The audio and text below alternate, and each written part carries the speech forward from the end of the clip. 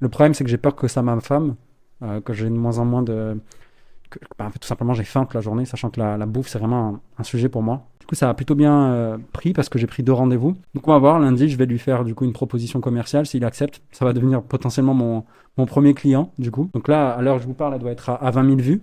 C'est incroyable. J'ai gagné en une soirée 100 abonnés. Et ça me fait un peu peur parce que je me dis, si je tourne en rond comme ça encore longtemps, ça va durer longtemps la phase 1 là. Depuis 5 ans, j'étais perdu, me demandant chaque matin pourquoi je me levais. J'étais au bord de la dépression. Mais chaque nuit, quand je m'endormais, un rêve persistant m'appelait, vers un désert. Un homme, une femme, une quête.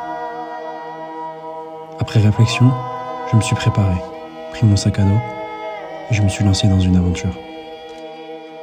Ce rêve m'a amené aux portes du désert, où j'ai immortalisé mon voyage dans un documentaire de plus d'une demi-heure.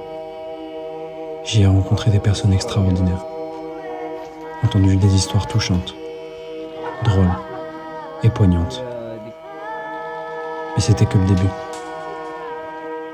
De ce voyage est né un nouvel objectif, le projet Ouria.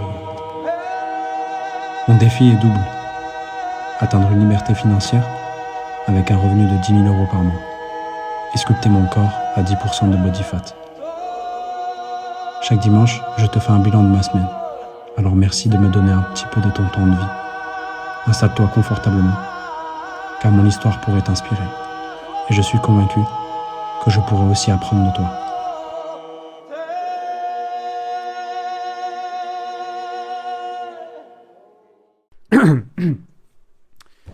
Du coup, cette semaine. Le PC là. Voilà, là, je vais mettre le PC là, on est bien là. Du coup, cette semaine, je me suis posé une question, c'est comment faire quand tu sens que tu stagnes dans ta vie? C'est la question qu'on va essayer de répondre cette semaine. Bon, déjà, comme d'habitude, le petit bilan physique. Bon, ça fait maintenant entre 3 et 4 semaines que je stagne aujourd'hui sur la partie physique. Je perds de moins en moins de poids. Je tourne autour, je suis entre 96,5 et 95,2 depuis maintenant 4 semaines. Donc ça veut dire que voilà, c'est bon, je vais devoir baisser mes calories. Je peux plus tourner autour des 2300 et 2000 kilocalories. Le problème, c'est que j'ai peur que ça m'affame, que j'ai de moins en moins en fait, tout simplement, j'ai faim toute la journée, sachant que la bouffe, c'est vraiment un sujet pour moi. Et surtout, deuxième truc, c'est trouver un nouveau cycle de sommeil. Faut savoir que depuis la semaine dernière, ça va un peu mieux d'un point de vue sommeil, j'ai le temps de dormir.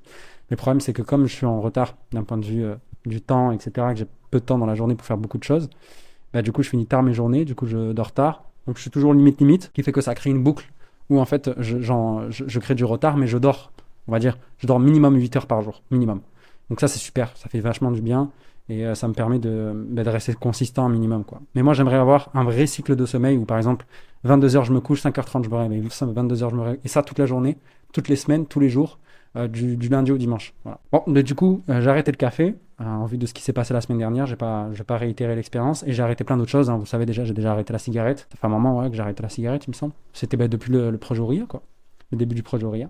Mais là, le gros sujet dans les prochaines semaines, c'est de revoir ma diète de A à Z. Donc là, je pense que la semaine prochaine, je vais m'atteler à trouver une nouvelle diète à lancer. Il faut savoir que moi, pendant un long moment et pendant très très longtemps, j'ai fait ce qu'on appelle Animal Based Diet. Tout ce qui provient de l'animal et les fruits, je le mange du coup. D'un point de vue bilan business, bon, ça s'est plutôt bien passé cette semaine malgré tout. Comme vous savez, la semaine dernière, j'ai lancé du coup dans mon cercle LinkedIn. Du coup, ça a plutôt bien pris parce que j'ai pris 2 rendez-vous. Le premier, c'est pas très bien passé, pas parce que c'était nul, mais parce qu'en fait, c'était un concurrent à moi dans mon ancien employeur. Quand j'étais chez mon ancien employeur, c'était un concurrent à moi. Et du coup, il a accepté le rendez-vous parce que tout simplement, il voulait en savoir qu'est-ce qui se passait chez mon employeur, mon ancien employeur. Donc, un rendez-vous pris, mais sans conclusion. Et là, du coup, vendredi, donc hier, j'ai pris un rendez-vous avec un gars. Au début, je trouvais pas forcément qu'est-ce que je pouvais lui apporter. Et le gars, après, a commencé à me poser des questions. C'est quoi ton expertise? Comment tu fais? C'est quoi qu'est-ce que tu proposes, etc. Et en fait, à la fin, il m'a dit, ouais, fais-moi une proposition. Donc, de lui-même m'a dit ça, alors que moi, je n'ai pas vraiment l'impression que je peux lui apporter quelque chose. Donc on va voir, lundi, je vais lui faire du coup une proposition commerciale. S'il accepte, ça va devenir potentiellement mon premier client du coup. Donc ça avance plutôt bien sur le côté Ouria. Et ouais, c'est cool. C'est cool. Autre super nouvelle, j'ai eu ce matin la grande surprise d'avoir ma première vidéo virale sur TikTok. Donc là, à l'heure où je vous parle, elle doit être à 20 000 vues. C'est incroyable. J'ai gagné en une soirée 100 abonnés. 100, même plus 140 abonnés, je crois. Là, je vais arriver, je pense, fin de journée, je serai à 200 abonnés en plus. Et je crois que j'ai trouvé une pattern. Donc déjà, premièrement, le sujet en lui-même. Je parle aux personnes de moins de 18 ans qui cherchent à faire un peu de sous pour aider leur famille financièrement. Donc moi, je prends les contraintes qu'ils ont, je crée une vidéo en leur proposant des idées de business qu'ils pourraient lancer assez rapidement et pour pas très cher. Et du coup, ça a pris assez bien cette semaine, puisque j'ai aussi eu des vidéos à plus de 5000, 7000 vues. Donc je suis plutôt content. Je pense que j'ai un bon hook. J'ai un bon début de vidéo qui pourrait super bien marcher. Point négatif aujourd'hui sur la partie Ouria financier. Ça va être au travail. Bon, ça se passe moyen. J'ai pas trop de rendez-vous en ce moment. C'est normal parce que j'ai été pris toute la semaine par rapport à Ouria, etc. Donc je bosse pas vraiment, j'avoue, pour mon travail. Mais semaine prochaine, je vais essayer de prendre 3 rendez-vous, sachant que je serai en France. Donc je veux pas qu'en plus de ça, le fait que je sois en télétravail en France, mon patron, il se dise, en plus de ça, il se barre et le gars, il travaille pas, quoi. Donc je vais essayer de prendre 3 rendez-vous histoire de le calmer. Et en fait, là, je me rends compte qu'en fait, aujourd'hui, là, si vous vous rendez bien compte, là, je dois gérer dans une seule journée mon taf, prendre des rendez-vous, développer tout un continent africain d'une solution dans laquelle je ne crois pas du tout. Je dois trouver des missions freelance pour essayer de sortir de la survie. Je dois parler à mes proches. Ça me prend énormément de temps. Trouver des idées de vidéos virales, les monter et les poster tous les jours. Donc c'est pas mal quand même, c'est pas mal de choses. Et quand je me pose la question de pourquoi ça marche pas, pourquoi j'arrive pas à faire plus, pourquoi je suis pas plus performant, avant de me lancer la caméra et de me filmer pour cette semaine, j'ai regardé mes anciennes vidéos et je dois dire que depuis 3-4 semaines là, où je tourne sur le même disque. Je dis à peu près la même chose, enfin à quelques exceptions près. Hein. Et en fait je me dis là, je suis à la moitié de la phase 1 du projet Ouria. Et ça me fait un peu peur parce que je me dis, si je tourne en rond comme ça encore longtemps, ça va durer longtemps la phase 1 là. Parce que moi, je me connais. Là, tout ce que je vous ai listé avant, le fait de faire des vidéos, nanana, je peux le faire en une journée. Mais easy. Je sais que je peux le faire. Je l'ai fait même. Parce que je sais qu'auparavant, j'ai fait bien plus. Donc, je sais que je peux le faire. Et le gros problème que j'ai, c'est la distraction. C'est le fait que j'ai beaucoup de distractions. Et ça me rend fou parce que, en fait, les distractions qui me viennent à moi, c'est que du positif, si on peut parler de ça. Et je pense notamment à une personne en particulier qui me prend pas mal de mon temps.